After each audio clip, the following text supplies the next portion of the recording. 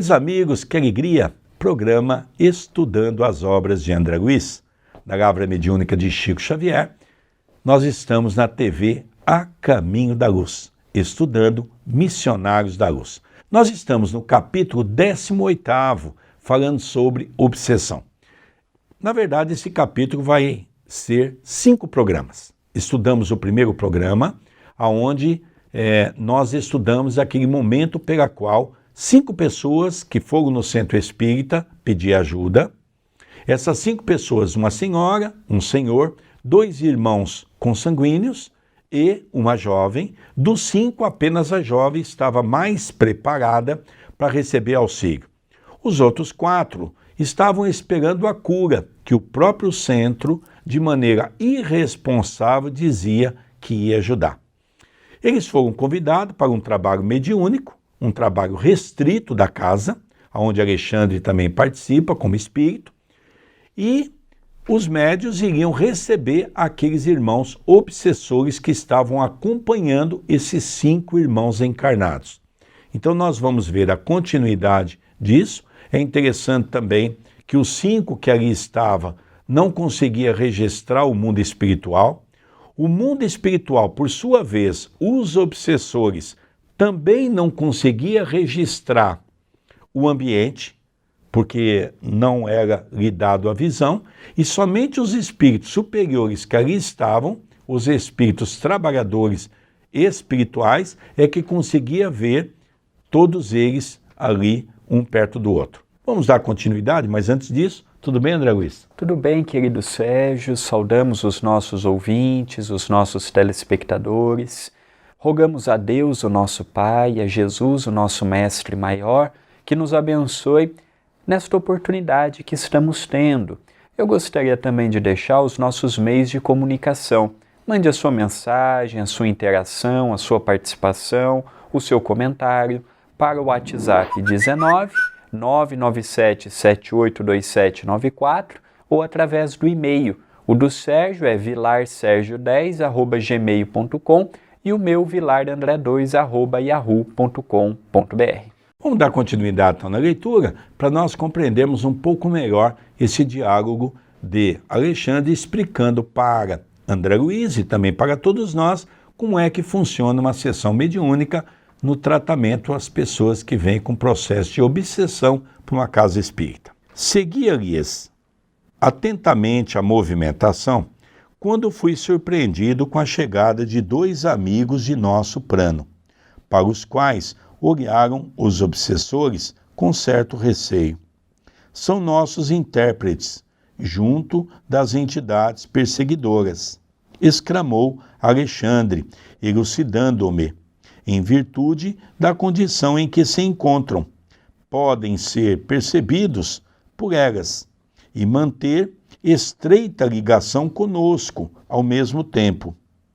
Assinalando a serenidade com que sorriam para nós, sem partilharem de entendimento direto com os instrutores de nossa esfera, ali presentes, ouvi o meu orientador explicar.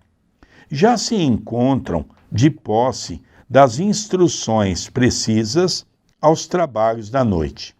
As criaturas desencarnadas que se congregavam ali em dolorosa perturbação retificaram de algum modo a linguagem que lhe era própria. Ao avistarem os 2 missionários, verifiquei pela modificação a via que ambos eram já conhecidos de todas. Um dos obsessores, evidentemente cruel, falou em tom discreto a um dos companheiros. Estão chegando os pregadores. Oxalá não nos venham com maiores exigências. Então aqui nós estamos vendo que num trabalho de desobsessão, a equipe que se forma esta atividade vem os companheiros para cada departamento. Aqueles que vão auxiliar no diálogo, aqueles que vão ajudar na sustentação, aqueles que vão colaborar na magnetização do ambiente. É interessante como cada ponto tem a participação de espíritos diversos. espíritos esclarecidos, espíritos especializados em determinada área. Os espíritos não são multiusos, sabem de tudo, compreendem tudo. Eles podem ter uma compreensão grande a nível geral, mas cada um deles tem a sua especificação, a sua qualificação para a atividade que estão convidados e competentes para desenvolver naquele momento. Eu queria chamar a atenção também, André, que aqueles irmãos obsessores que ali estavam não conseguiam registrar a presença de ninguém. Esses dois irmãos que entraram eram irmãos que são como nós, já estão na condição de trabalhadores, mas não são espíritos evoluídos.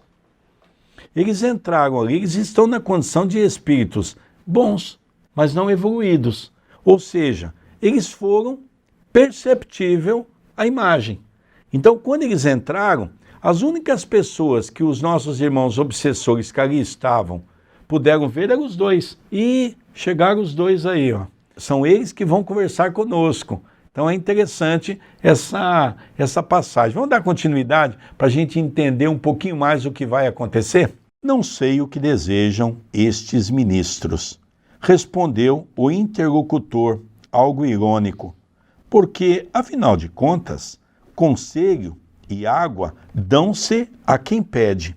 Parece-me que convidaram os da mesa a cansar-nos até o esquecimento de nossos propósitos de fazer justiça pelas próprias mãos. Palavras o vento leva, aduziu o outro. A essa altura, os novos amigos entravam em palestra com as entidades da sombra. Um deles dirigiu-se a uma senhora desencarnada, em tristes condições, que se ligava a um dos obsediados em posição de idiotia, e falou-lhe bondoso: com que, então, minha irmã parece melhorada, mais forte? Ainda bem. Ela explodiu em crise de pranto, todavia prosseguiu o missionário sem qualquer inquietude.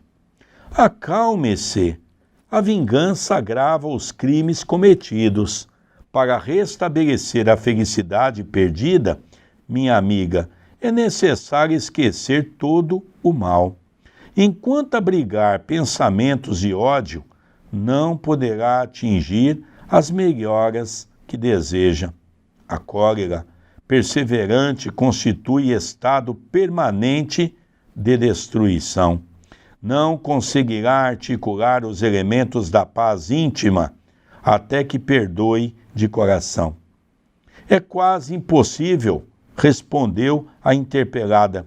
Este homem afrontou meu ideal de mulher, lançou-me à corrupção, escarneceu de minha sorte, transformou meu destino em corrente de males.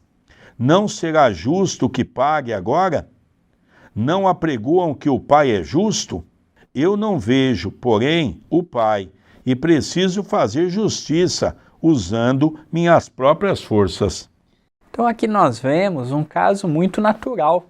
A pessoa se sentiu ofendida, magoada, prejudicada e se sente no direito de fazer justiça com as próprias mãos. E aí que vem o envolvimento com o encarnado, vem a obsessão, vem as dificuldades de ordem espiritual. Então esse caso especialmente desta senhora, que nós estamos vendo neste momento da leitura, ele é muito comum, é muito frequente este tipo de obsessão levado pelo ódio que nós nos deparamos numa atividade de desobsessão. Interessante também, André, a gente vê que quando entrou aqueles dois, um deles, porque eles conversavam entre si, os irmãos obsessores, um deles falou uma coisa muito interessante. Um deles perguntou, até numa forma irônica, não é? Que conselho e água dão a quem pede. Ou seja, eles não pediram nada que eles estavam fazendo ali. Mas eles não se aperceberam o ambiente que eles estavam.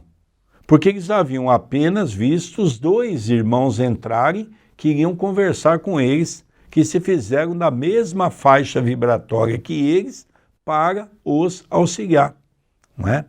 Então a gente começa a perceber que esse ponto é um ponto importante que demonstra para todos nós a ignorância dos irmãos que se encontram no mundo espiritual, que são incapazes até de ver o ambiente que se encontra. Essa irmã é um tipo de obsessão que ela perseguia uma daquelas pessoas que estavam ali, logicamente porque ele havia feito um grande mal a ela. Esse mal poderia ser dessa existência, como poderia ser numa existência anterior. E que ela estava cultivando, porque a gente pensa que um obsessor é uma figura ruim. Não é não. Um obsessor, ele persegue aquele que um dia lhe prejudicou.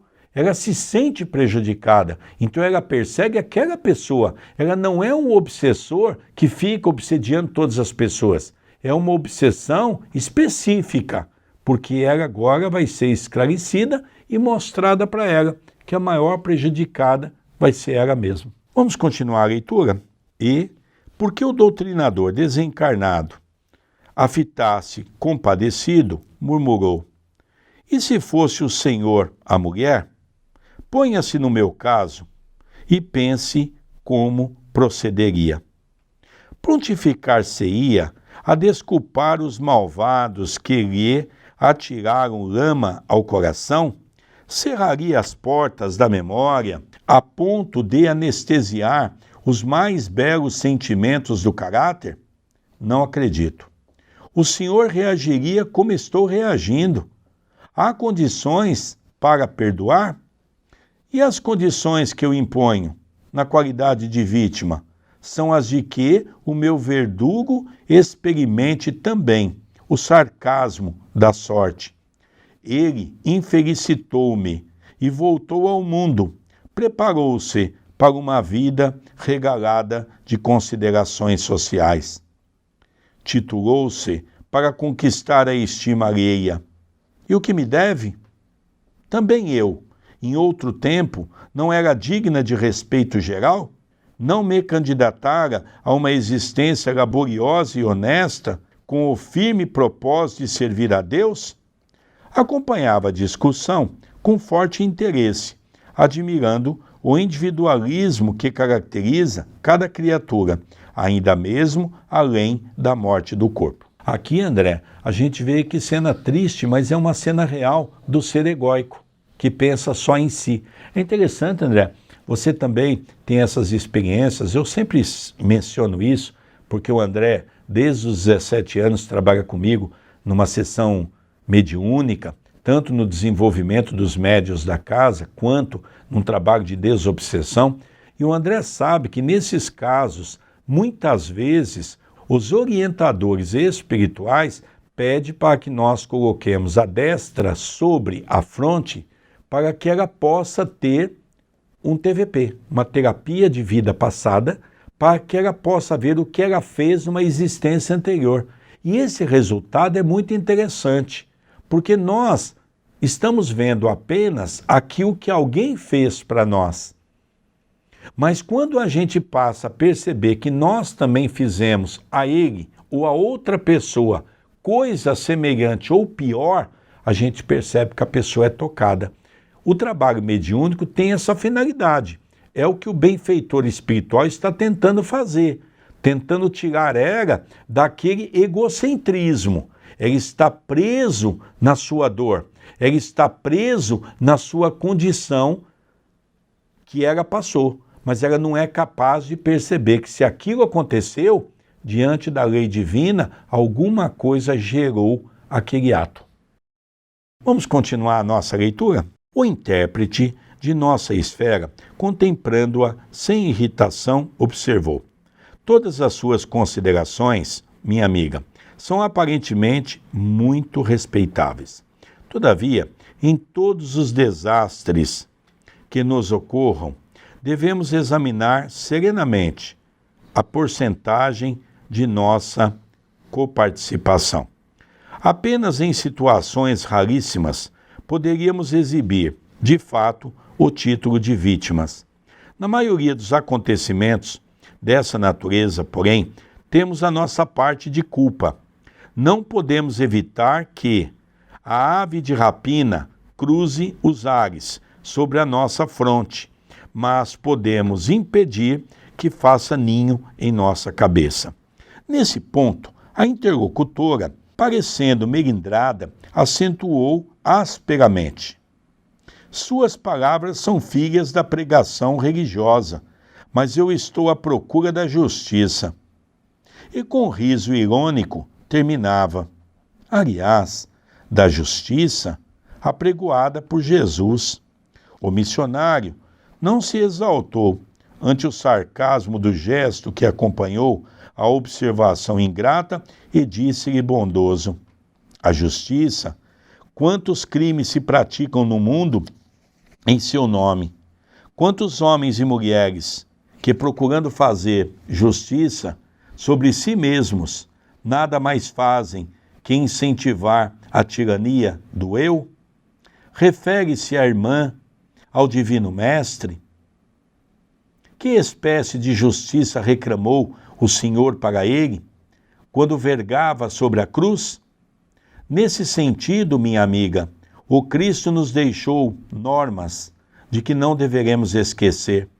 O Mestre mantinha-se vigilante em todos os atos alusivos.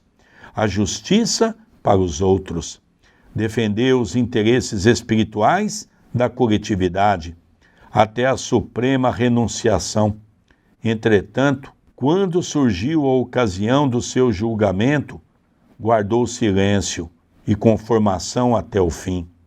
Naturalmente não desejou o Mestre, com semelhante atitude, desconsiderar o serviço sagrado dos juízes retos no mundo carnal, mas preferiu adotá-la, estabelecendo o padrão de prudência para todos os discípulos de seu Evangelho, nas mais diferentes situações. Ao se tratar de interesses alheios, minha irmã, devemos ser rápidos na justificação legítima. Entretanto, quando os assuntos difíceis e dolorosos nos envolvem o eu, convém moderar todos os impulsos de reivindicação. Nem sempre a nossa visão incompleta nos deixa perceber a altura da dívida que nos é própria. E, na dúvida, é lícita a abstenção. Acredita que Jesus tivesse algum débito para merecer a sentença condenatória? Ele conhecia o crime que se praticava, possuía sólidas razões para reclamar o socorro das leis. No entanto, preferiu silenciar e passar, esperando-nos no campo da compreensão legítima. É que o Mestre, acima do olho por olho, das antigas disposições da lei, ensinou o amai-vos uns aos outros, praticando-o invariavelmente. Confirmou a legalidade da justiça, mas proclamou a divindade do amor. Demonstrou que será sempre egoísmo o ato de defender os que merecem, mas se absteve de fazer justiça a si mesmo, para que os aprendizes da sua doutrina estimassem a prudência humana e a fidelidade divina nos problemas graves da personalidade, fugindo aos desvarios que as paixões do eu podem desencadear nos caminhos do mundo. Aqui nós percebemos, antes de adentrarmos propriamente dito na questão do diálogo, da narrativa, da argumentação, esta conversa está ocorrendo no âmbito espiritual. Este doutrinador ou dialogador é um espírito dialogando com outro espírito, no caso, uma obsessora. É importante que quando nós entremos no centro espírita, nós possamos colaborar com aquele ambiente, mentalmente falando. Tem dias que nós chegamos no centro e não tem atividade nenhuma. Estamos preparando para o estudo de logo mais, para uma atividade, seja ela qual for, mas nós temos que compreender que, do ponto de vista espiritual, uma casa espírita trabalha sempre. Não é porque os encarnados não têm atividade que o ambiente espiritual também não tenha. E quando eu entro no domínio dos espíritos, os hóspedes somos nós, não são eles. Por isso da importância de um pensamento elevado. Este diálogo estava travando a nível espiritual. Ali nós vemos a argumentação justa, porque às vezes falamos de justiça, mas olhamos o nosso lado. Olhamos apenas o ângulo de quando fomos prejudicados. Mas, em muitos casos é permitido que esta pessoa que em nome da justiça quer fazer pelas próprias mãos, tenha a oportunidade de ver o pretérito, de ver o passado. E quantas vezes aquela pessoa que hoje se sente ofendida vê que o que ela fez ao seu agressor foi muito pior, com um requinte maior de crueldade. Então a justiça, para ela ser íntegra, eu não posso olhar apenas o meu caso, porque isso não é justiça. Isso eu quero a lei a meu favor. Ser justo é olhar o que eu tenho de direito, o que eu tenho de dever e tentar perguntar o que levou aquela pessoa a me prejudicar. Porque muitos se colocam na condição de vítimas olhando apenas um ângulo da história. E quando tem uma visão global, vê que não é tão vítima quanto imaginava ser. É verdade, André. Agora, há uma coisa que é maravilhosa, é essa colocação que ele faz de Jesus. A maneira com que Jesus via o perdão. E é uma coisa interessante que ele foi muito forte e efusivo nas suas colocações. E é interessante que exatamente ele pega num ponto na qual ela diz: isso aí são os comentários religiosos, isso aí são os religiosos que querem se meter no problema dos outros, achando que podem solucionar. Então, essa mensagem é lindíssima que os Espíritos colocam para essa nossa irmã. Vamos dar continuidade então à leitura? A interlocutora, em face da argumentação veemente e bela, emudeceu, fortemente impressionada. E Alexandre, que seguia, também comovido às explicações do intérprete, observou-me. O trabalho de esclarecimento espiritual, depois da morte, entre as criaturas, exige de nós, outros, muita atenção e carinho. É preciso saber semear, na terra abandonada, dos corações desiludidos, que se afastam da crosta sobre tempestades de ódio e angústia desconhecida. Diz o livro sagrado que no princípio era o Verbo. Também aqui, diante do caos desolado dos espíritos infelizes, é necessário utilizar o Verbo no princípio da verdadeira iluminação.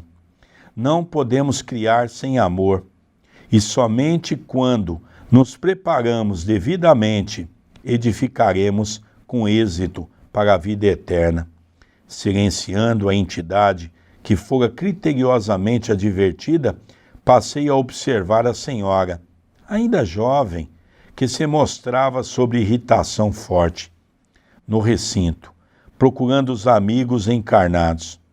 Diversos perseguidores invisíveis à perquisição terrestre mantinham-se ao lado dela, impondo-lhe terríveis perturbações.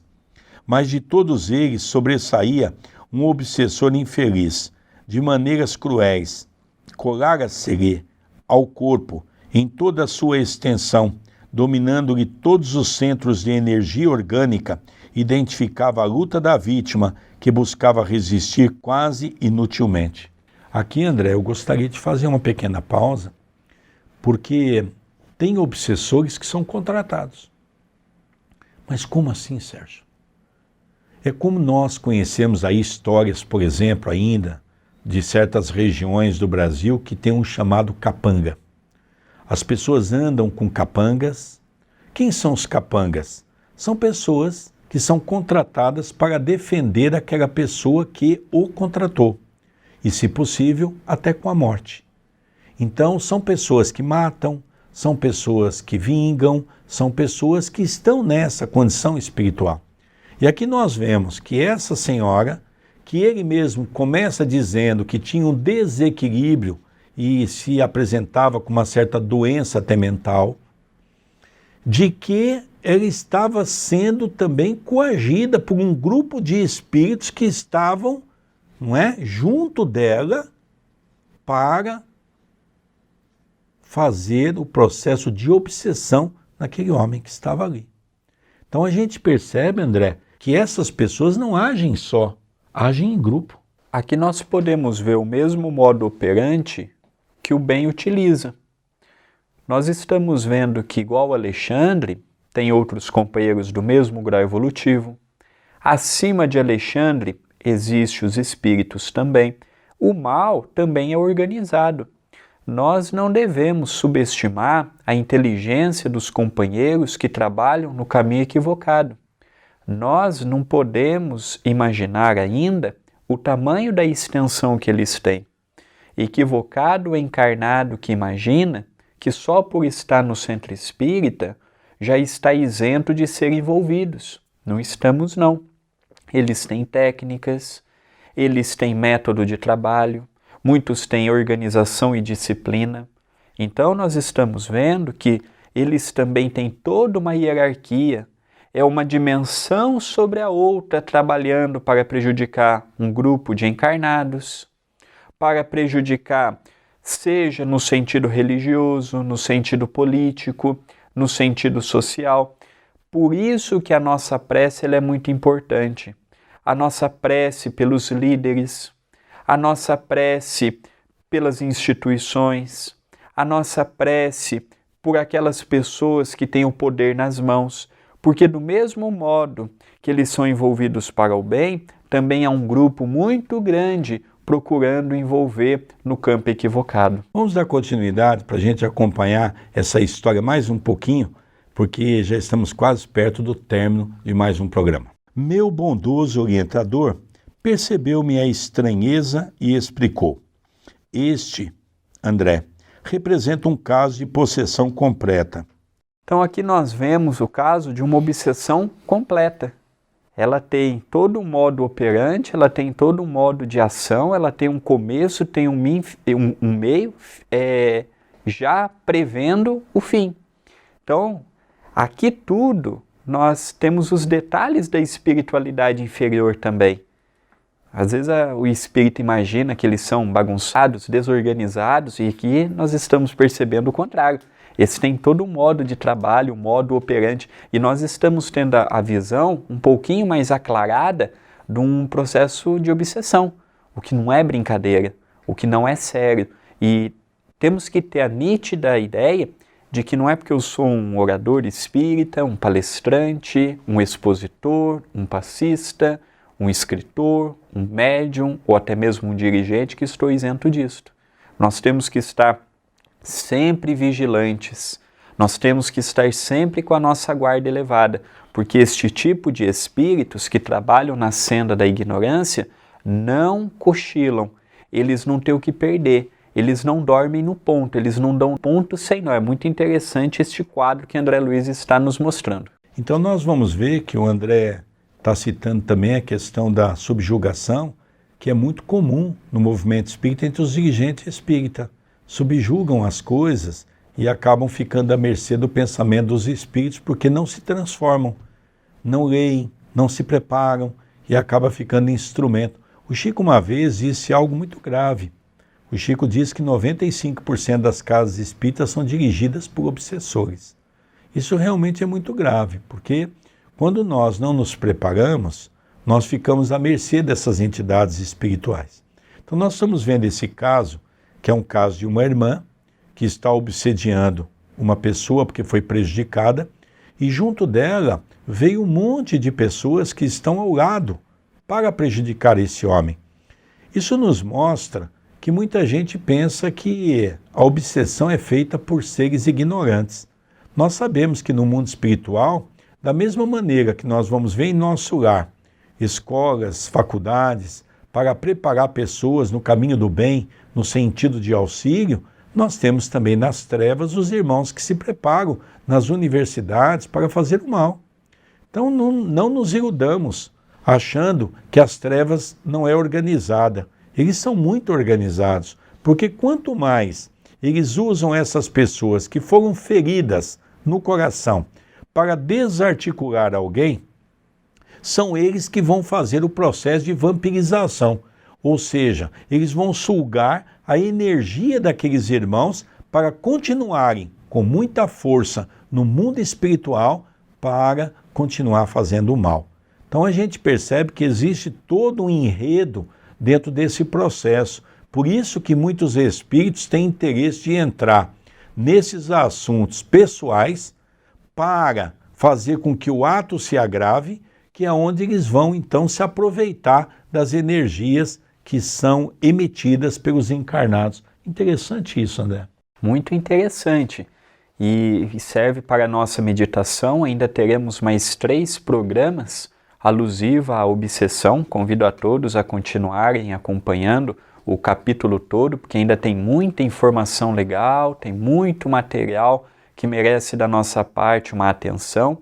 E eu gostaria de fazer também, já aproveitando o encerramento do nosso programa, um convite especial. Nós sabemos das dificuldades de se publicar um livro espírita, de se manter uma casa espírita, de se manter um departamento televisivo, como é o canal no YouTube da TV A Caminho da Luz. Mas com a ajuda dos amigos que nos acompanham, isso poderá se tornar mais fácil. Uma das maneiras que tem para ajudar na manutenção e na continuidade das atividades do Centro Espírita Perdão, Amor e Caridade é entrando na loja virtual A Caminho da Luz e adquirindo um livro. Até o presente momento eu já escrevi 4 livros, doei todos os direitos autorais para a TV A Caminho da Luz. Então você pode ver CDs, DVDs de palestras, livros meus e de outros companheiros. Entre por loja-acaminhodaluz.com.br. A sua ajuda ela é muito importante. Queridos amigos, vamos encerrar então o segundo programa do capítulo 18º do livro Missionários da Luz, que fala sobre obsessão.